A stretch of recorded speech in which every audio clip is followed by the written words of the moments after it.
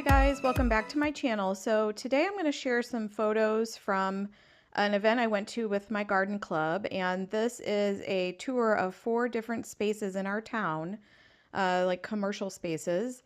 And we had a tour of the gardens there and the landscaping, and we got some background information from some of the landscape designers. So I thought this might be kind of interesting to see 4 different ways that you can use landscaping in commercial settings. The first stop here was our local library, which has gone under renovation on the exterior back in 2024. So a lot of these plantings are, going on their probably 3rd season at this point. So they wanted definitely a place for kids and just a nice public area for people that come to visit the library. I really enjoyed the look of the landscaping here. It's really well done and uses a lot of stuff that we would use in our home landscapes. The first area we looked at was this round patch of grass with some lighting around it. And this is a great place for kids to come and read a book, or if they have, a class or something at the library, the kids can come out here and sit in the grass, and it's really a nice little green space for them to have. And of course, you can't forget our furry friends. This is a dog watering fountain. So it's like a water fountain with a little dog bowl underneath where you can fill up for your pet. Here is some coneflower. We've got purple and yellow, and some holly trees in the background, and some hydrangeas. It's kind of hard to tell from this photo, but these are actually miniature Rudbeckia, which I thought were really, really cute. And this is a peach tree. I'm trying to show you some pictures of the peaches. They're tucked in there. And here's some little blue stem grasses, which is a native here in Missouri. Here's some sedum and some daisies in the background there. And some more sedum. You can see the bricks that they used along the edges. And here's a crepe myrtle and a redbud.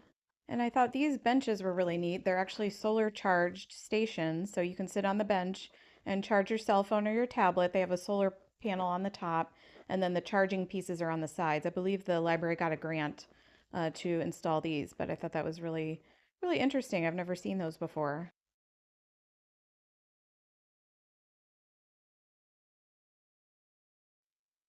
And another look at that bed with the redbud, the crepe myrtle, rudbeckia. And here's a look at more of those stepping stones they used. They're using those to line the border there. And another look at that peach tree, which I think would be really fun for the kids to find peaches in there. Now we're moving on to a restaurant in our town, and this is a breakfast restaurant with a honey theme. So the landscaping is all done in yellow, white, and green. The yellow for the honey. So I thought that was really a cute idea. They've used some hydrangeas, some daisies, coreopsis. This is on a main road, so all these plants have to be really tough. And I don't think there's really much maintenance, so they really wanted to pack out the beds and, to have, not much need for weeding. These were some vines they had growing up a trellis along the side of the patio of the restaurant, which I thought were really interesting. Those might be purple hyacinth beans. Here's another look at that along the street there and the side along the patio.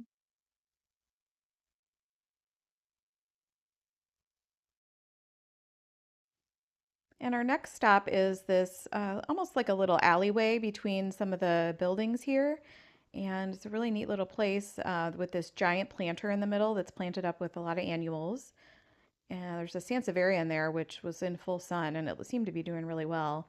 But there's also some chairs, some seating. There used to be a bakery next door, so this is a good place to get something at the bakery and have a seat. It's also a nice little, cute little tucked away area.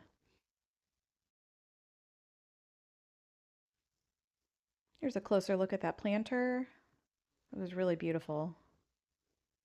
And that planter is actually in this big concrete sort of planter. And they had a lot of nice plantings. This is, I think, the only second year for this space. And here you can see how it's an alleyway with some tables and chairs and a little picnic table at the end.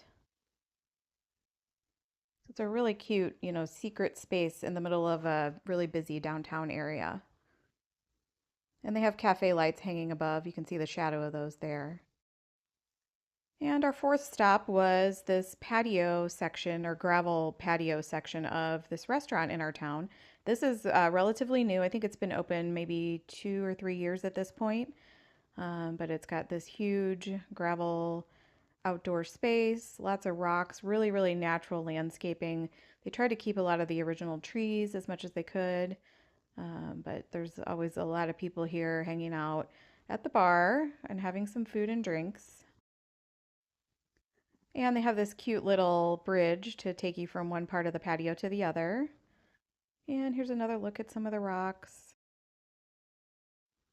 And this restaurant has a red caboose, which is really cute and sort of goes with the train theme of our town. We have a train station here, so there's a lot of train theme things happening here. So I hope that was interesting to you all. This was a great event put on by my garden club, and it was really interesting to see like 4 different ways that sort of like commercial or a small town landscaping can happen.